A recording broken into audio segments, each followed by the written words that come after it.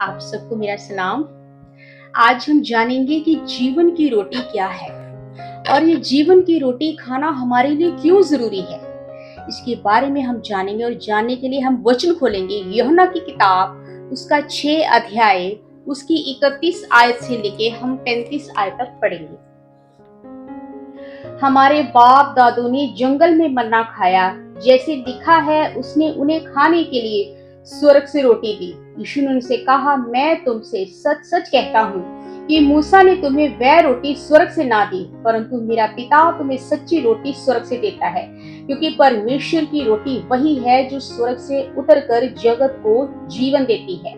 तब उन्होंने उसे कहा, हे प्रभु, ये रोटी हमें सर्वदा दिया कर। यीशु ने उनसे कहा, जीवन की रोटी मैं हूँ। जो मेरे पास आता है वे कभी भूखा ना होगा, और जो मुझ पर विश्वास करता है वे कभी प्यासा ना होगा। आमीन।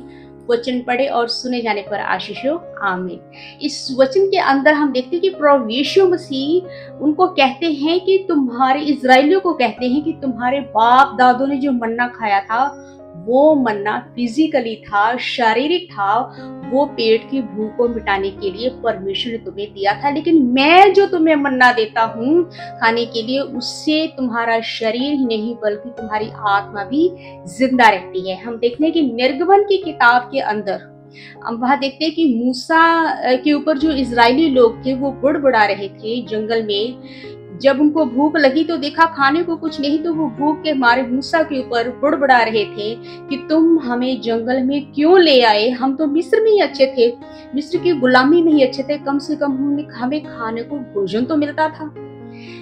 ऐसे जो बुड़बुड़ाना था वो परमेश्वर ने देखा कि ये लोग मूसा के ऊपर बुड़बुड़ा रहे हैं। तब परमेश्वर ने उनका बुड़बुड़ाना सुना और परमेश्वर ने उन्हें खाने के लिए खाना दिया। उन्हें कहा कि रात को, मूसा से कहा परमेश्वर ने कि रात को हरी घास के ऊपर ओस की बूंदें गिरेंगी और वो सुबह खाने के लिए एक मन्ना बन जाएगा, तैयार हो जाएगा। और मन्ना रोज के रोज परमेश्वर इजरायली लोगों को देंगे और इनमें से कुछ भी बचाकर ना रखे अगले दिन के लिए, नहीं तो उसमें कीड़े पड़ जाएंगे। इसलिए रोज के रोज जो मन्ना है, ताजे से ताजा जो ब्रेड है, वो परमेश्वर ने देंगे। परमेश्वर ने हमें देखा, हमने इस वचन में देखा कि निर्गमन में कि परमेश्वर ने लोगों को फिजिकली आशीष दी है। आत्मिक आशीष इजरायली लोगों को परमेश्वर ने उस समय में पुराने नियम में नहीं दी, बल्कि उन्हें फिजिकली आशीष दी कि जैसे परमेश्वर ने कहा, मैं तुम्हें कनान देश में लेकर जाऊंगा जहां दूध और मधु की धाराएं बहती हैं, यानी कि अमीर देश परमेश्वर कहते हैं कि मैं इजरायली लोगों को दूंगा। और उनके खेतों के ऊपर मींह बरसने की भी आशीष देते हैं। ऐसे परमेश्वर के खाने के ऊपर भी आशीष देते हैं और उनके बच्चों को भी परमेश्वर इजरायली लोगों को बच्चों को देने की भी आशीष देते हैं कि तुम्हारे आगे बच्चे होंगे, तुम्हारी पीढ़ी जो पीढ़ी है वो हमेशा बनी रहेगी। परमेश्वर ऐसी आशीष है वो उनको देते हैं। और परमेश्वर ने जब देखा कि फिजिकली आशीष तो परमेश्वर से देते थे, लेकिन जब देखा कि राजाओं की किताबों में हम पढ़ते हैं, हम इतिहास की किताबों के अंदर पढ़ते हैं, लोगों ने परमेश्वर से यही चीजें मांगने के लिए परमेश्वर के पास आते थे।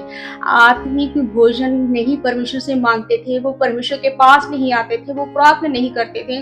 वो बस इसी बात के इजरायली लोग जो खोज में रहते थे कि परमेश्वर के पास जाएं और खाना लें। परमेश्वर के पास उन लोगों ने आना छोड़ दिया। वो राजाओं के पीछे चले, जैसे राजा अपनी प्रजा को कहता था वैसे वैसे प्रजा उनके पीछे चली और परमेश्वर की प्रजा बनना उन्होंने छोड़ दिया लोगों ने, इजरायलियों ने। तो प्रभु यीशु मसीह को पिता परमेश्वर ने धरती पर भेजा, एक मन्ने के रूप में, स्वर्ग से एक उतरी हुई रोटी के रूप में भेजा, ताकि इस रोटी को इजरायली लोग खाकर उनकी आत्मा जो है वो जिंदा हो सके। जो मन्ना निर्गमन की किताब में मिलता है लोगों को खाने के लिए, उससे उनका शरीर जिंदा रहता था।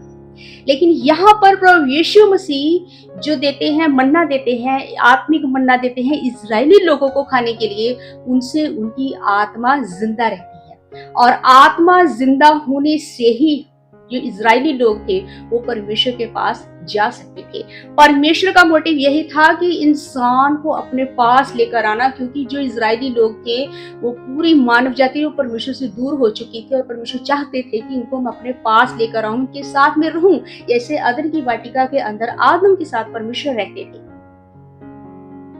ऐसे प्रभु यीशु मसीह जो है, इनको पिता परमेश्वर ने भेजा कि जाके मेरा वचन सुनाओ, जाके स्वर्ग के राज्य का प्रचार करो। प्रभु यीशु मसीह ने स्वर्ग का प्रचार किया, लोगों को स्वर्ग के बारे में बताया। और पहाड़ी उपदेश में भी प्रभु यीशु मसीह कहते हैं, तुम इन बातों की, सांसारिक बातों की खोज में क्यों रहते हो? खाने के पीछे, कपड़े के पीछे, अपनी जरूरतों के पीछे क्यों भागे रहते हो? ये सारी चीजें तुम्हें अपने आप मिल जाएंगी। तुम परमेश्वर की खोज करो, परमेश्वर के पास जाओ। परमेश्वर के पास ही जीवन है, परमेश्वर के पास ही हमें जो आशीषें मिलती हैं, आत्मिक आशीषें, वो परमेश्वर के पास है। तुम परमेश्वर से हर वक्त इन चीजों की फिक्र में क्यों रहते हैं कि हे मेरे पिता परमेश्वर, आप मेरी जरूरत पूरी कर दीजिए, हे मेरे पिता परमेश्वर मुझे खाने के लिए दे दीजिए, हे मेरे पिता परमेश्वर मेरे बच्चों को आशीष दीजिए, हे मेरे पिता परमेश्वर आप हमें कपड़ा दे दीजिए, हमें खाने को खाना दे दीजिए, हमें रहने के लिए मकान दे दीजिए। इन चीजों के पीछे क्यों भागते? ये परमेश्वर को भी पता है कि आदम है, मैंने इंसान बनाया है, इनको इस चीजें की जरूरत है। लेकिन परमेश्वर कहते हैं, प्रभु यीशु से वहां कहते हैं कि तुम स्वर्ग के राज्य की खोज करो, ये सारी चीजें तुम्हें अपने आप मिल जाएंगी। स्वर्ग से उतरी हुई रोटी, वचन के अंदर भी प्रभु यीशु मसीह कहते हैं कि स्वर्ग की जो उतरी हुई रोटी है वह मैं हूं। क्योंकि स्वर्ग से परमेश्वर का वचन लेकर कौन आया? प्रभु यीशु मसीह। पिता का जो वचन है वो प्रभु यीशु मसीह के जरिए हमारे पास पहुंचा है, हर विश्वासी के पास पहुंचा है। इसलिए प्रभु यीशु मसीह ने सबसे बड़ी आज्ञा क्या दी? परमेश्वर ने क्या प्रभु यीशु मसीह को मैसेज देने के लिए कहा, वचन सुनाने के लिए कहा? वो वचन ये कि सबसे बड़ी आज्ञा ये है कि तुम अपने समान अपने पड़ोसी से प्रेम करो। ये अपने समान अपने पड़ोसी से प्रेम करने की क्या बात है? ये नहीं कि दूसरे से हमदर्दी करो, एक दूसरे की केयर करो, नो। वो इससे ये दृष्टांत में ये बात कही प्रभु यीशु मसीह ने, ये प्रेम के बारे में ये बात कही कि जैसे हमें अपनी आत्मा की फिक्र होती है कि हमारी आत्मा कहीं नरक में ना चली जाए। हम ये सोचते हैं हम नरक में नहीं जाना है, हम तो इसे बेहतर है कि हम परमेश्वर की आराधना करें, परमेश्वर की खोज करें, बाइबल को पढ़े, बाइबल के अंदर लिखे वचन को समझे और वचन के अकॉर्डिंग चले, ताकि हम स्वर्ग के राज्य में प्रवेश हो जाएं, ताकि हम परमेश्वर की उपस्थिति में आ जाएं। स्वर्ग का राज्य, परमेश्वर की प्रेजेंस, परमेश्वर की उपस्थिति, परमेश्वर की उपस्थिति में रहना है हमको।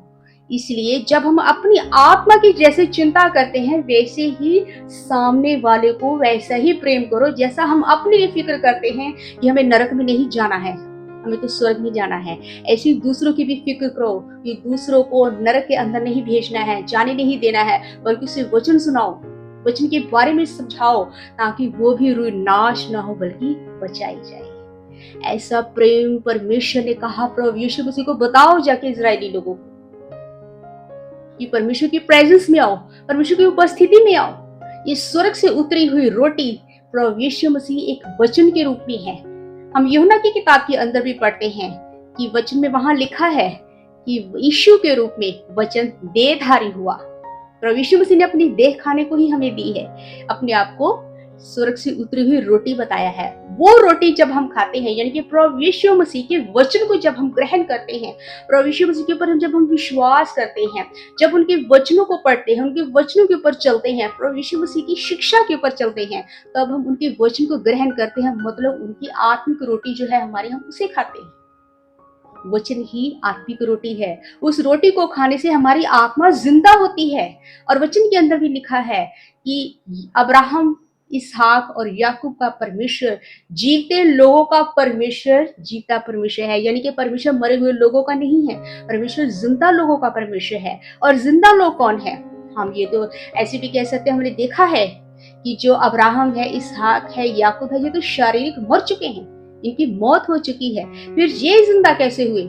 ये आत्मा में जिंदा है। ये लोग, इन्होंने आत्मिक रोटी खाई है, ये प्रार्थना करते थे, परमेश्वर की आज्ञा के अनुसार ही चलते थे, कभी भी परमेश्वर की आज्ञा को इन्होंने नहीं तोड़ा।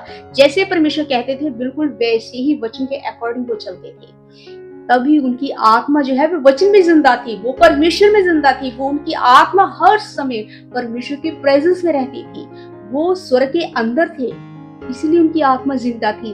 और जिंदा आत्माओं का ही परमेश्वर है हमारा जो परमेश्वर स्वर्गीय पिता है। इसलिए हमें भी आत्मा में जिंदा रहने के लिए प्रभु यीशु मसीह के वचन को ग्रहण करना है। सबसे पहले प्रभु यीशु मसीह के ऊपर विश्वास करो, उन्हें अपना उद्धारकर्ता करके स्वीकार करो और प्रभु यीशु मसीह ने जो हमें शिक्षा दी है, जो वचन दिया है, उस वचन को अपनी जिंदगी में लेकर चलो। पढ़ना ही नहीं है बाइबल को, उसे अपनी जिंदगी में फॉलो भी करना है, उसके अनुसार अपने जीवन को चलाना है। तब हम वचन को ग्रहण करते हैं। वो वचन हमारी आत्मा की खुराक है। जैसे हमारी शारीरिक खुराक है, तीनों समय हम खाना खाते हैं तभी हम जिंदा रह पाते हैं, ठीक ऐसे ही हमारी आत्मा को जिंदा रहने के लिए आत्मा के अंदर वचन भरना बहुत जरूरी है। जैसे पेट के अंदर खाना भरना बहुत जरूरी है तभी हम जिंदा रह पाते हैं, ठीक ऐसे ही हमारी आत्मा के अंदर वचन भरना बहुत जरूरी है, तभी हमारी आत्मा जिंदा रह पाएगी और तभी हम परमेश्वर की प्रेजेंस में आ पाएंगे। इसलिए प्रभु यीशु मसीह के वचन जो है वो हमारी रोटी है और वो वचन स्वर्ग से लेकर आए हैं। प्रभु यीशु मसीह हमेशा स्वर्ग की बातें करते थे। जो इंसान धरती का है वो धरती की बातें करता है, जो इंसान स्वर्ग का है वो स्वर्ग की बातें करता है। प्रभु यीशु मसीह स्वर्ग की बातें करते थे। वो अपने पिता ने जो बात उनको बताई है हमें बताने के लिए हमारे साथ उन बातों को शेयर करते हैं, हमें बचाते हैं, हमारी रूह को बचाने के लिए उस स्वर्ग का प्रचार करते थे। पिता ने जो वचन हमारे लिए भेजा प्रभु यीशु मसीह के द्वारा, हमें उस वचन के अनुसार चलना है, तब हम परमेश्वर की उपस्थिति में आते हैं। इसलिए प्रभु यीशु मसीह के जो वचन है, वचन रूपी रोटी जरूर खाओ और अपनी आत्मा को जिंदा करो, तभी हम स्वर्ग के राज्य में प्रवेश करने पाएंगे। इन वचनों के द्वारा आप सबको बहुत ऐसे आशीष और बरकत मिले। आमीन। God bless.